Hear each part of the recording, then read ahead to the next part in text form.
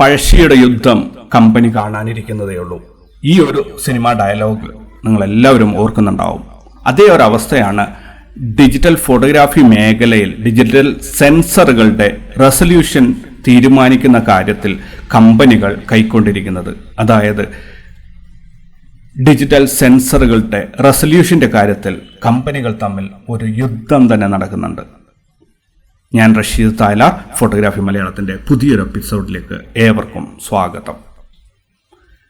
Digital sensor എന്ന് പറയുന്നത് ഫോട്ടോഗ്രാഫിയുടെ അല്ലെങ്കിൽ ക്യാമറയുടെ ഹൃദയം എന്ന് തന്നെ പറയാം. ഈ സെൻസറിനെ ആശ്രയിച്ചാണ് നമ്മുടെ ഫോട്ടോഗ്രാഫിയുടെ ക്വാളിറ്റിയും അതിൻ്റെ മേന്മയും കാര്യങ്ങളെല്ലാം തന്നെ തീരുമാനിക്കപ്പെടുന്നത്.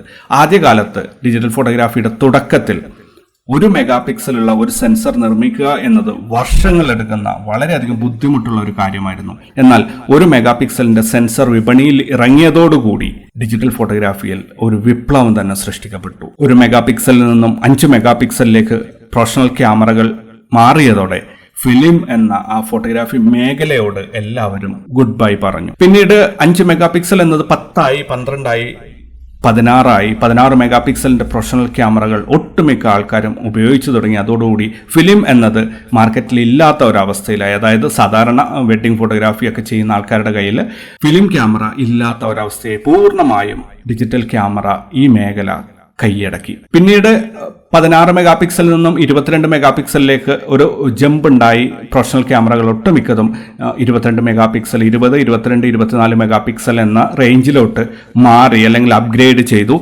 നമ്മൾ ഓരോരുത്തരും അതിൻ്റെ കൂടെ നമ്മുടെ ക്യാമറകളും അപ്ഗ്രേഡ് ചെയ്തു. ഈ ഒരു സമയത്തൊക്കെ സ്മാർട്ട് ഫോൺ ഫോട്ടോഗ്രാഫി എന്നത് 8 മെഗാ പിക്സലും 6 മെഗാ പിക്സലും 10 മെഗാ പിക്സലിലൊക്കെ ഒതുങ്ങി നിന്നിരുന്നെങ്കിൽ പ്രൊഫഷണൽ ക്യാമറകൾ 20 മെഗാ പിക്സലിലേക്ക് മാറുന്ന അതേ സമയം തന്നെ സ്മാർട്ട് ഫോൺ ക്യാമറകൾ 30 മെഗാ പിക്സലും 40 മെഗാ പിക്സലിലേക്കും അവരുടെ സെൻസറിന്റെ റെസൊല്യൂഷൻ കൂട്ടാൻ വളരെയധികം ശ്രദ്ധിച്ചു.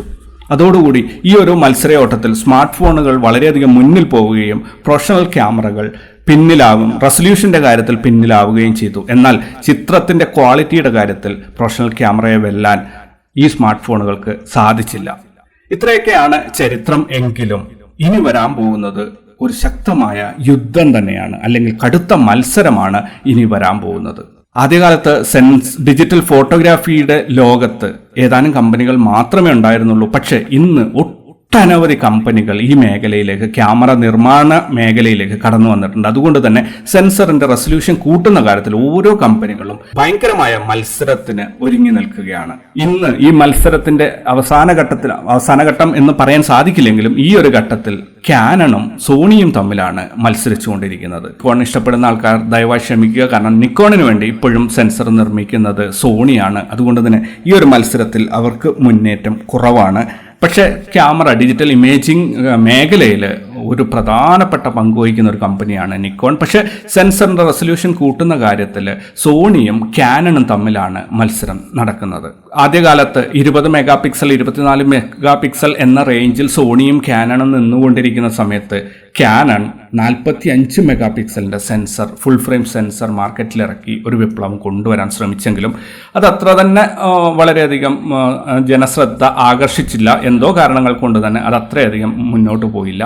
പിന്നീട് വന്നത് സോണിയുടെ 150 മെഗാ പിക്സലിന്റെ ഒരു സെൻസർ കണ്ടുപിടുത്തം എന്ന ഒരു വാർത്തയാണ്. ഫോട്ടോഗ്രാഫി മേഖലയിൽ ഏവരും കൗതുകത്തോടെ വായിച്ച ഒരു വാർത്തയായിരുന്നു. സോണിയുടെ 151 മെഗാ പിക്സലുള്ള സെൻസറുകൾ വിപണിയിൽ ഉടൻ എത്തും. അതായത് ഒരു 2021 അവസാനത്തോടെ അല്ലെങ്കിൽ 2022 തുടക്കത്തിൽ നമുക്ക് 150 മെഗാ പിക്സലുള്ള സോണിയുടെ ക്യാമറ ഉപയോഗിക്കാൻ സാധിക്കും എന്ന് എല്ലാവരും തന്നെ വാർത്തകളിൽ വായിച്ചറിഞ്ഞതാണ്. എന്നാൽ ഇതിനെ നിഷ്പ്രഭമാക്കിക്കൊണ്ടാണ് ക്യാനൺ പുതിയ വാർത്ത പുറത്തിറക്കിയത്. ക്യാനന്റെ 250 മെഗാ പിക്സലുള്ള സെൻസറുകൾ 1.5 വർഷത്തിനുള്ളിൽ മാർക്കറ്റിലെത്തും എന്നുള്ള വാർത്ത. സോണിയുടെ 150 മെഗാ പിക്സലും ക്യാനന്റെ 250 മെഗാ പിക്സലും തമ്മിൽ വലിയ വ്യത്യാസം, മെഗാ പിക്സലിന്റെ കാര്യത്തിലാണ് 100 മെഗാ പിക്സലിന്റെ റെസൊല്യൂഷന്റെ വ്യത്യാസം ഉണ്ടെങ്കിലും അതുകൂടാതെ മറ്റു പല കാര്യങ്ങളിലും ക്യാനന്റെ ഈ പുതിയ കണ്ടുപിടുത്തം വളരെയധികം മുന്നേറി നിൽക്കുകയാണ്. കാരണം ക്യാനന്റെ ഈ 250 മെഗാ പിക്സൽ സെൻസർ വരുന്നത് വീഡിയോ ഫ്രണ്ട്ലി ആയിട്ടാണ്. സോണിയുടെ 150 മെഗാ പിക്സൽ സ്റ്റിൽ ഫോട്ടോയ്ക്ക് വേണ്ടി പ്രാധാന്യം കൊടുക്കുന്ന രീതിയിലായിരുന്നു അവർ ഡിസൈൻ ചെയ്തിട്ടുള്ളത് എങ്കിൽ, അതായത് ഒരു സെക്കൻഡിൽ അതിന് ഷൂട്ട് ചെയ്യാൻ പറ്റുന്ന ഫ്രെയിമുകളുടെ എണ്ണം 5 ആയിരുന്നു. എന്നാൽ കാനൺ കണ്ടുപിടിച്ചിരിക്കുന്ന ഈ ഒരു സെൻസറിൽ വീഡിയോ ഫ്രണ്ട്ലി ആണ്. അതായത് നമുക്ക് 20K, അതായത് നമ്മൾ മുമ്പുണ്ടായിരുന്ന HD ഫുൾ HD 1920x1080 പിക്സലിലെ ഫുൾ HD ഫോർമാറ്റിൽ നിന്നും നമ്മളൊക്കെ ഏതാനും മാസങ്ങളോ വർഷങ്ങളോ കൊണ്ട് മാത്രമാണ് 4K എന്ന ഹൈ റെസൊല്യൂഷൻ ഫോർമാറ്റിലേക്ക്, വീഡിയോ ഫോർമാറ്റിലേക്ക് നമ്മൾ ചേക്കേറിയിട്ടുള്ളത്. ആ 4Kയിൽ നിന്നും 8Kയിൽ സിനിമ ക്യാമറകളൊക്കെ 8Kയിൽ ഷൂട്ട് ചെയ്യപ്പെടുന്നുണ്ടോ എന്ന് നമ്മൾ കേട്ടിട്ടുണ്ട്. അപൂർവ ആൾക്കാർ അത് ഉപയോഗിച്ചിട്ടുണ്ടാവും. പക്ഷെ അവിടെ നിന്ന് ഒരൊറ്റയടിക്ക് നമ്മൾ 20K എന്ന ഒരു ഹൈ റെസൊല്യൂഷൻ വീഡിയോയിലേക്കാണ് കാനൺ കമ്പനി നമ്മളെ കൊണ്ടെത്തിക്കുന്നത്. ഒരു പക്ഷേ ലക്ഷങ്ങളോ കോടികളോ ഇതിന് വിലയുണ്ടായേക്കാം. പക്ഷേ ഡിജിറ്റൽ ഇമേജിംഗ് മേഖലയിൽ ഒരു വിപ്ലവം തന്നെയാണ് കാനണിൻ്റെ 250 മെഗാ പിക്സലിൻ്റെ ഈ ഒരു സെൻസർ നമുക്കായി സമ്മാനിക്കാൻ പോകുന്നത്. അപ്പോൾ കാത്തിരിക്കുക. ക്യാമറ വാങ്ങിക്കാൻ ആഗ്രഹിക്കുന്നത്, ഒരു പക്ഷേ ഞാൻ ഇപ്പോൾ കാനൺ 5D Mark III എന്നൊരു ക്യാമറയിലാണ് ഇപ്പോഴും ഷൂട്ട് ചെയ്തുകൊണ്ടിരിക്കുന്നത്. ഇനി ഒരു അപ്ഗ്രേഡിനെ കുറിച്ച് ആലോചിക്കുമ്പോൾ സത്യം പറഞ്ഞു കഴിഞ്ഞാൽ ടോട്ടൽ ഒരു കൺഫ്യൂഷനിലേക്കാണ് പോയിക്കൊണ്ടിരിക്കുന്നത്. കാരണം 45 മെഗാ പിക്സലുള്ള ഫുൾ ഫ്രെയിം ക്യാമറ ഇന്ന് നമുക്ക് ലഭ്യമാണ്. എന്നാൽ അതേ സമയത്ത് വരുന്ന വാർത്തകളൊക്കെയും പറയുന്നത് 200 മെഗാ പിക്സലും 150 മെഗാ പിക്സലും ഉള്ള ക്യാമറകൾ ഏതാനും മാസങ്ങൾ കൊണ്ട് മാർക്കറ്റിൽ എത്തും എന്നാണ്. അങ്ങനെ വരുന്ന ഒരവസ്ഥയിൽ നമ്മൾ 45 മെഗാ പിക്സലുള്ള ഒരു ക്യാമറ വാങ്ങിച്ചു കഴിഞ്ഞാൽ ഒരു പക്ഷേ അത് പിന്നീട് ഒരു നിരാശക്ക് കാരണമായേക്കും എന്ന കാരണത്താൽ ഇപ്പോഴും എന്നെ പോലെ പലരും വെയിറ്റ് ചെയ്തുകൊണ്ടിരിക്കുകയാണ്. ഇത് ഏതെങ്കിലും ഒരു മൊമെന്റിൽ എത്തി ഒന്ന് സാച്ചുറേറ്റഡ് ആയി കഴിഞ്ഞാൽ അവിടെ വെച്ച് നമുക്ക് ക്യാമറ അപ്ഗ്രേഡ് ചെയ്യാം എന്ന പ്രതീക്ഷയിൽ.